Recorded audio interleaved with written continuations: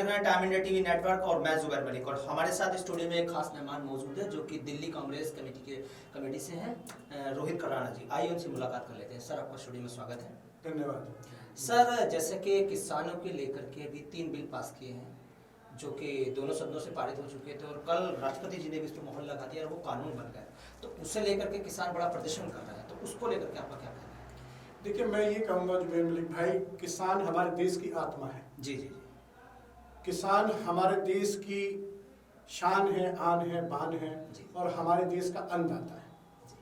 आज अगर हमारा देश का अन्नदाता सड़कों पर है, अपना हक मांग रहा है, जैसे अंग्रेजों के टाइम में काला कानून बना देते थे बिना किसी पूछे से, आज बीजेपी की सरकार ने जो किसानों के विरोध में काला कानून जो 3 बिल पास किए हैं, उसके विरोध में आज कांग्रेस ने किसान और मजदूर न्याय यात्रा राजघाट पर निकाली। और आप यकीन मानिए, जब भी कांग्रेस किसान, मजदूर, दलित, गरीब, पिछड़ों के हक में आवाज उठाती है तो मोदी कांग्रेस से डरकर पुलिस को आगे कर देते हैं। और आज पुलिस ने जिस तरह से बर्बरता का प्रयोग किया, कांग्रेस कार्यकर्ताओं को धक्का मुक्की करके जबरदस्ती उठाकर प्रदर्शन नहीं करने दिया और जबरदस्ती बसों में भरकर शाम 5 बजे तक थाने के अंदर बंद रखा, विभिन्न थानों के अंदर, बड़ा निंदनीय है। सर, कुछ अभी सुबह सुनने में आया था, लगभग 7:30 बजे पंजाब के कुछ युवा थे, दिल्ली में ही, उन्होंने कुछ ट्रैक्टर वगैरह भी जलाया है। जी जी जी। देखिए, आज किसान का दिल जल रहा है, उनके चूल्हे बुझ चुके हैं, उनके आंखों में आंसू है।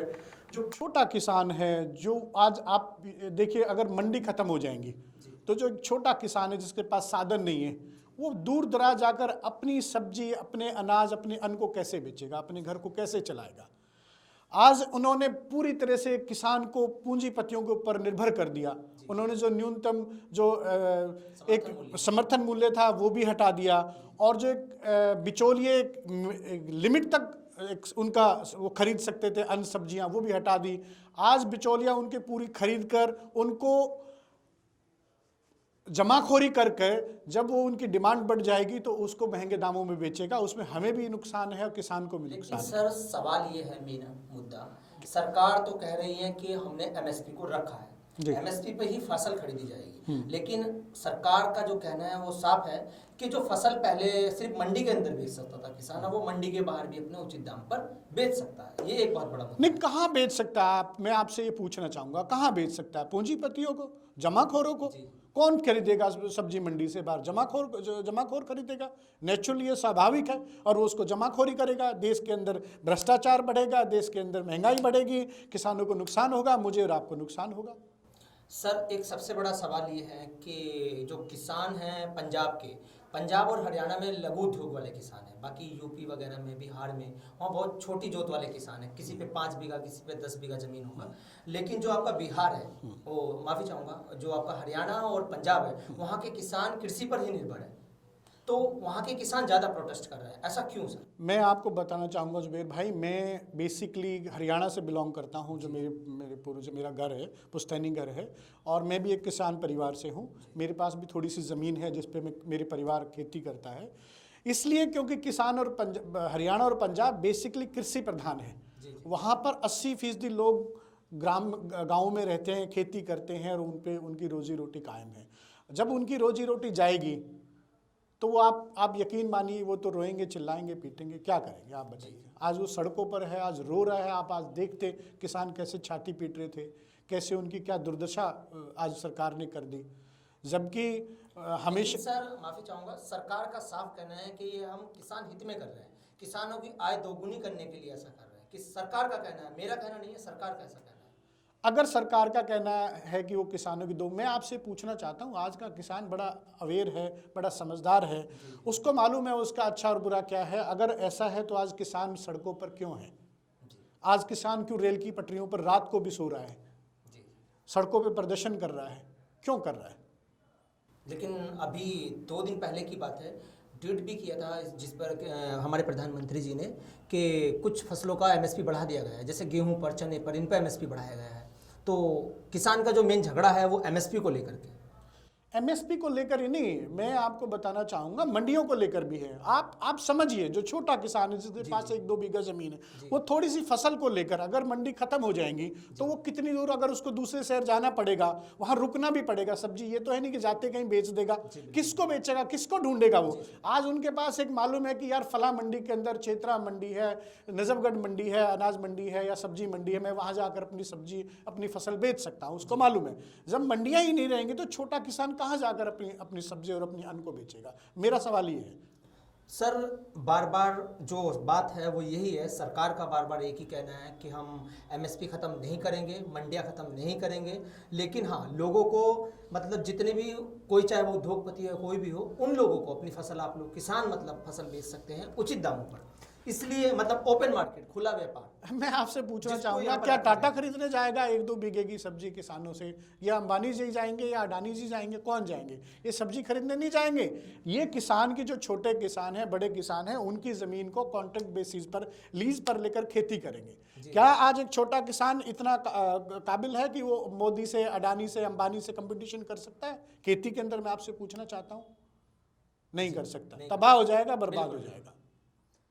लेकिन अब एक मुद्दा और है, अभी बिहार में 2006 में, मैं आपको बताना चाहूँगा, 2006 में ओपन मार्केट का जो ये अभी करा गया है, इस तरह से किया गया था कि आप अपनी फसल मंडी के बाहर भी बेच सकते हैं, लेकिन बिहार में कामयाब नहीं हो पाया। उसके बाद भी बिहार के लोग हरियाणा और पंजाब में ला करके अपनी फसल बेचते थे। तो क्या अब हो पाएगा, आपको लगता है? मेरा सवाल भी तो यही है जुबैर मलिक जी, आपने अपने सवालों का जवाब खुद दे दिया। जब बिहार का किसान अगर पंजाब और हरियाणा में आके सब्जी बेच रहा है, तो आप यकीन मानिए उनकी कार्टेज कितनी लगी होगी, उनका पेट्रोल डीजल भाड़ा कितना लगा होगा यहाँ बेचने में, क्या उनको उचित फसल का उचित मूल्य मिल पाया होगा? जहां वो एक 5 किलोमीटर की दूरी पर जाकर फसल बेच सकते थे, आज उनको 200-500 किलोमीटर दूर जाकर अगर अपनी फसल बेचनी पड़ेगी तो उनकी कितनी महंगी पड़ेगी। सर जैसे आप कांग्रेस पार्टी से, मेरे एक बहुत स्पष्ट सवाल रहेगा कि इस टाइम विपक्ष क्यों अपना काम नहीं कर पा रहा है टिक करके? ऐसी क्या वजह है कि विपक्ष कमजोर पड़ता जा रहा है? देखिए, कांग्रेस पार्टी ने ही जय जवान जय किसान का नारा दिया था। हमारे स्वर्गीय भारत रत्न प्रधानमंत्री श्री लाल बहादुर शास्त्री जी की जय किसान जय जवान का नारा दिया था उन्होंने। और जैसा मैंने आपको बताया, किसान देश की आत्मा है, वो हमारा अन्नदाता है। कांग्रेस ने हमेशा किसानों की, दलित, गरीब, पिछड़ों की आवाज़ उठाई है, चाहे वो कोई भी तबका क्यों ना हो। आज कांग्रेस पूरे देश के अंदर किसानों की आवाज़ बनकर उठा रही है, लेकिन जैसा तानाशाही ये कर रहे हैं, इन्होंने संसद के अंदर जो विपक्षी पार्टियां हैं, ना उनका कोई राय पूछी, ना उनका समर्थन मांगा, और एक काला कानून बनाकर सीधा बिना किसी सांसदों के, बिना किसी उसके ये पास करके हमारे और आपके बीच में थोप दिया। ये लागू नहीं किया, इसको थोपना कहेंगे, इसको तानाशाही कहेंगे, इसको आप काला कानून कहेंगे। सर कुछ लोगों का ये भी मानना है कि इस टाइम ये कोरोना महामारी में, किसानों का भी ये मानना है कि कोरोना महामारी में बहुत जल्दबाजी की गई है। क्या आपको भी ऐसा लगता है कि जल्दबाजी में लाया गया? बिल्कुल लगता है, बिल्कुल लगता है, क्योंकि उनको बहुत ज़्यादा जल्दबाजी है। अडानी, अंबानी, जिस तरह से आज देखिए देश के अंदर जो देश की इकोनॉमी कितनी नीचे गई है, जी हमारी और आपकी इनकम आय कितनी नीचे गई है। अगर आय किसी के ऊपर गई है, किसकी गई है? अंबानी जी आज पूरे संसार के 5वें नंबर पर, 4थे नंबर पर सबसे अमीर आदमी है। अडानी जी आज हिंदुस्तान के 10 अमीर आदमियों में है। रामदेव जी, जिनका 10 साल पहले कहीं कुछ नहीं था, आज वो हिंदुस्तान के 20 रईस आदमियों में उनकी कंपनी की गिनती होती है। तो तरक्की किन की हो रही है? किसान, गरीब, मजदूर, पिछड़े, मेरे और आपकी नहीं हो रही।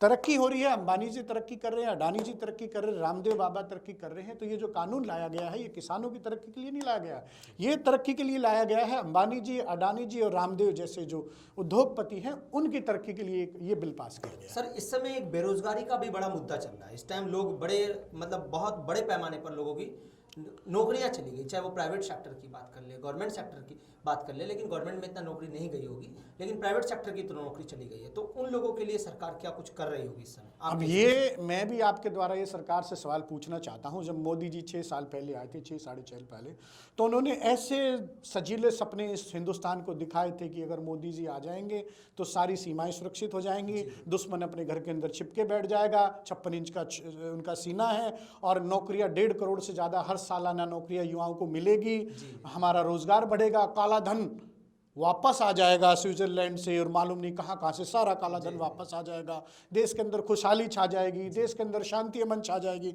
लेकिन मैं आपसे पूछना चाहता हूँ, आज देश के युवाओं का हालत पूछिए। जो पिछले आंकड़े आए हैं, 9.5 करोड़ के आसपास नौकरियां युवाओं की गई है। मिलने के बजाय।